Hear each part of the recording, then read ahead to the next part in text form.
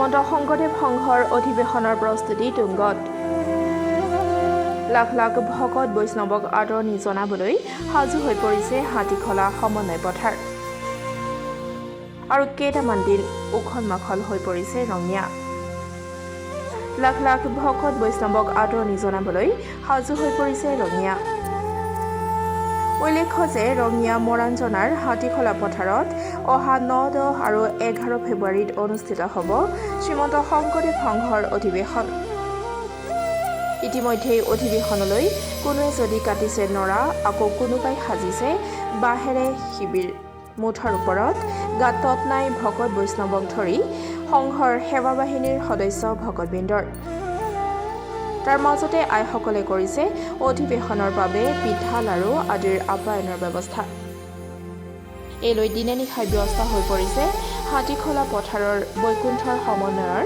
সংস্কৃতিলৈ সকলো গৰাৰ লগতে অগণন ভকত বৈষ্ণৱ কৃষ্ণ শংকৰ গুৰু হৰি ৰাম আমি আজি শ্ৰীমন্ত শংকৰদেৱ সমন্বয় ক্ষেত্ৰ হাতীখোলা পথাৰ মৰাঞ্জনা ভৈৰা ৰঙিয়াত আমি ইয়াত আছোঁ উপস্থিত হৈছোঁ আমি দেখিবলৈ পাইছোঁ যে এক সুবৃহৎ এলেকাত ইয়াত শ্ৰীমন্ত শংকৰদেৱ সংঘৰ 93 সংখ্যক অধিৱেশনৰ ব্যাপক প্ৰস্তুতি চলি আছে ইয়াত মূল ৰভামণ্ডপ তৈয়াৰ কৰা আগবাঢ়ি আছে ভোজনালয় সেৱা বাহিনীৰ শিবিৰ আমাৰ যিবিলাক আলহী অতিথি আহি থাকিব সেই শিবিৰবিলাক নিৰ্মাণ কৰা হৈছে নামঘৰ নিৰ্মাণ হৈছে ইয়াত বিশেষ শিবিৰ নিৰ্মাণ হৈছে এই ধৰণে বিভিন্ন ধৰণৰ ইয়াত এই কৰ্মবিলাক চলি আছে আৰু আমাৰ ইয়াত হাজাৰ হাজাৰ লোক আহি পেলাই কেৱল শ্ৰীমন্ত শংকৰদেৱ সংঘৰ ৰঙিয়া জিলা শাখাৰে নহয়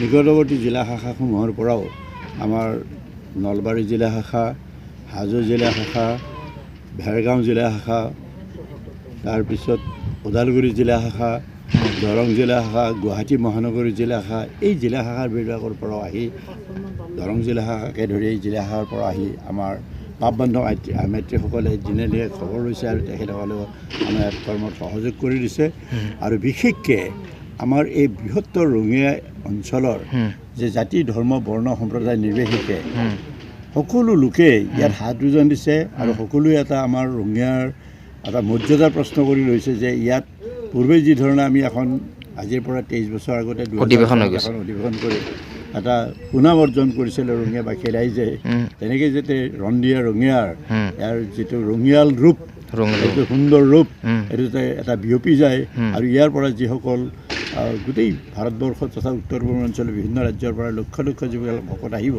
তেখেতসকলে যে এটা ভাল কথা লৈ পেলাই ইয়াৰ পৰা যাব পাৰে সেইটোৰ প্ৰতি লক্ষ্য ৰাখি আমাৰ সৰ্বস্তৰৰ ৰাইজে ইয়াত হাজৰি দিছে বিশেষকৈ এই অঞ্চলটোত পৰিৱেশিত হৈ আছে আমাৰ ইছলাম ধৰ্মাৱলম্বী লোকসকল তেখেতসকলে যি ধৰণে আমাৰ হৃদয়বিলাক বিগলিত হৈ যায় তেখেতসকলে যি ধৰণে ইয়াত সহায় সহযোগিতা আগবঢ়াইছে সকলো দিশৰ পৰা আৰ্থিক কায়িকভাৱে বস্তু সামগ্ৰীবিলাক যেনেকৈ লাগে তেনেকৈ তেখেতেও হাত উজান দিছে আৰু সেই আমি আশা কৰিছোঁ যে এই ধৰণে সৰ্বস্তৰৰ ৰাইজৰ সহায় সহযোগিতাত এই মহা অধিৱেশনখন সাফল্যমণ্ডিত হ'ব আৰু এইখন কেইদিনমানৰ পিছতে এই মহাপুৰুষ শ্ৰীমন্ত শংকৰদেৱ মোৰ গুৰুজনাৰ নামেৰে নামাংকিত এই অনুষ্ঠানটো যি আমি সমন্বয় ক্ষেত্ৰ কৰিছোঁ শ্ৰীমন্ত শংকৰদেৱ সমন্বয় ক্ষেত্ৰ এটা দ্বিতীয় বৈকুণ্ঠপুৰীলৈ উজ্জ্বলি থাকিব এখন এটা বিশাল এটা নগৰলৈ পৰিৱৰ্তন হ'ব আৰু ইয়াত লক্ষ লক্ষ ভকতৰ আগমনে আমাৰ সকলোকে এটা আচলতে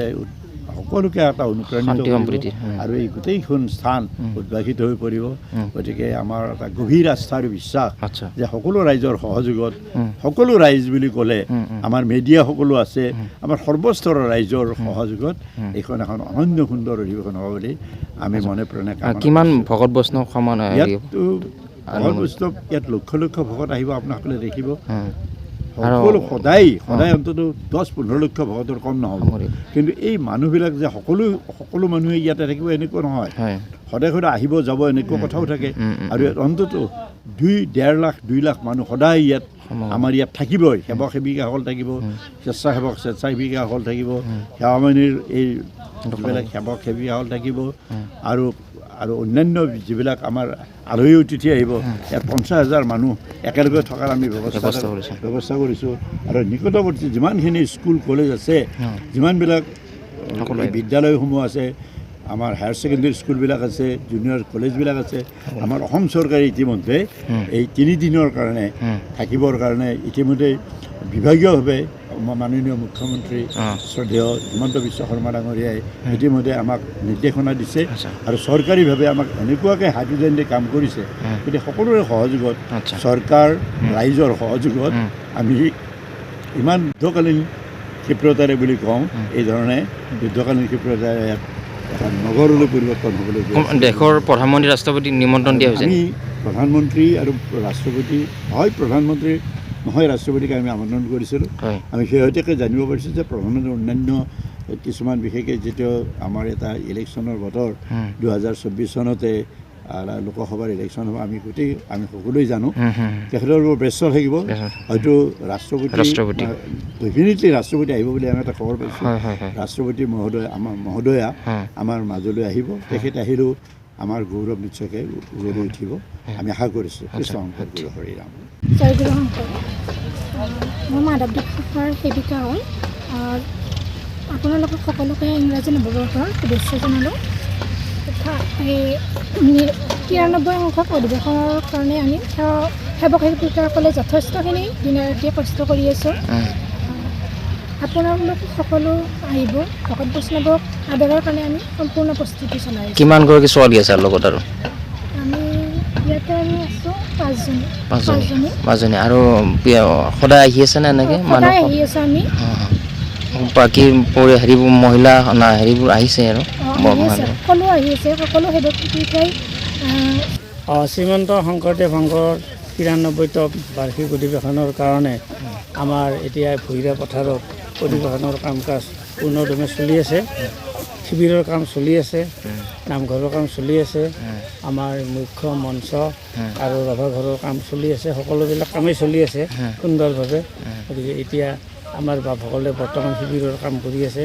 বিভিন্ন আমাৰ আঞ্চলিকবিলাকৰ পৰা আহিছে, জিলাৰ অন্তৰ্গত তামোলপুৰ আঞ্চলিকৰ পৰাও আজি বহু বাপ আহিছে। ইয়াত শিবিৰৰ কাম কাজ কৰি আছে সুন্দৰভাৱে। গতিকে আমি ভগৱানৰ ওচৰত প্ৰাৰ্থনা জনাইছোঁ যাতে ভগৱানই কৃপা কৰি আমাৰ এই অধিৱেশনখন সম্পূৰ্ণভাৱে এটা জাকত জিলিকা কৰি পাৰ কৰাই, সেইকাৰণে আমি ভগৱানক প্ৰাৰ্থনা জনাইছোঁ।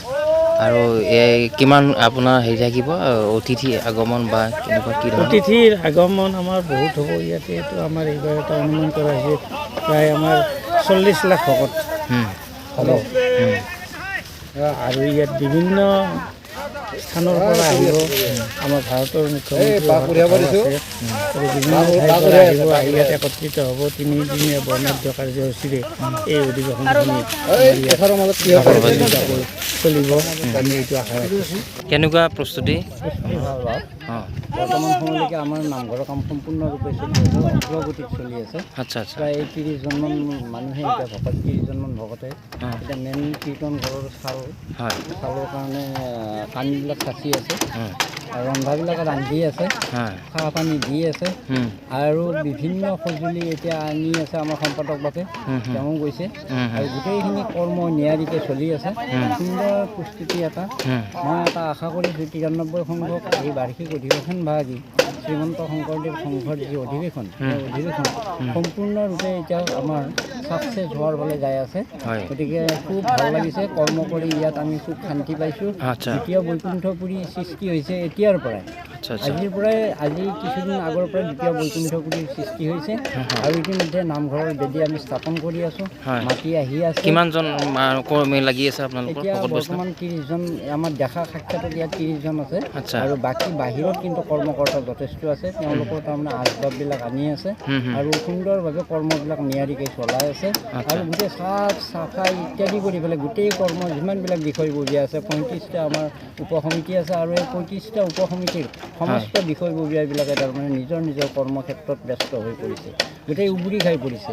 আৰু অহা ৰবিবাৰে আমাৰ যিখিনি শিবিৰৰ বাকী আধৰুৱা কাম আছে সেই বাকী আধৰুৱা কামখিনিও নিয়াৰিকৈ কৰাৰ কাৰণে সম্পন্ন কৰাৰ কাৰণে চেষ্টা কৰি আছে। আৰু ইতিমধ্যে বাঁহ খেৰ ইত্যাদি আহি আছে। আমাৰ যি নামঘৰ প্ৰতিষ্ঠা হৈছে এই নামঘৰত আমি তামোলপুৰ আৰ্মি কেম্পৰ ভিতৰৰ পৰা প্ৰায় আমাৰ পঞ্জাৱ বুলি ট্ৰাকেৰে 3 গাড়ী ট্ৰাক আমি খেৰ আনি পেলাই ইয়াত প্ৰস্তুত কৰিছোঁ। আৰু যিটো আমাৰ মণিকূট গৃহ, এই মণিকূট গৃহটো আমি এই খেৰেৰে নিয়াৰিকৈ চিলাই কৰিছোঁ। আৰু বাঁহ বেতবিলাক আমি আমাৰ ওচৰ চুবুৰীয়া আৰু আমাৰ যিবিলাক সংগী বাঁহ সমস্ত আছে, ভকত বান্ধৱ আছে, তেওঁলোকৰ গৃহৰ পৰা আমি যে এইবিলাক সংগ্ৰহ কৰি বাঁহ খেৰ আমাৰ বা হেৰি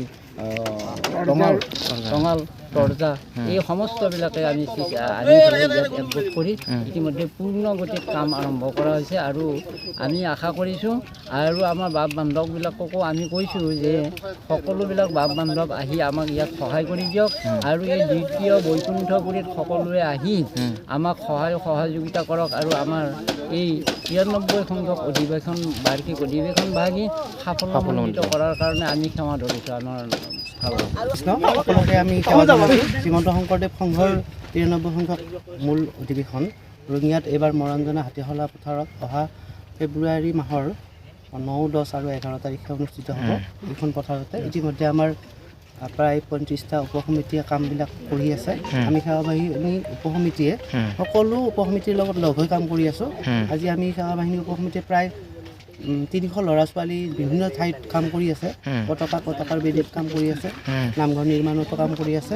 তথাপিতো আমি স্থানীয় যিখিনি লোক আছে তেখেতসকলে আমাক কিছুমান বাঁহ বেত যোগান প্ৰতিশ্ৰুতি দিছিল। সেই অনুযায়ী আমি ল'ৰা ছোৱালীখিনি লগ লাগি আমি বাঁহ বেত কাটিবলৈ যাই আছোঁ। আৰু কোন অঞ্চলৰ পৰা আছে এতিয়া?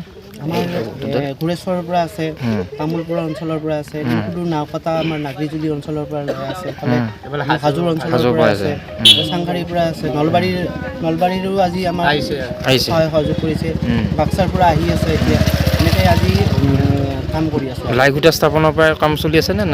লাই খুঁটা স্থাপনৰ দিনৰ পৰা আমাৰ ইয়াত কাম চলি আছে।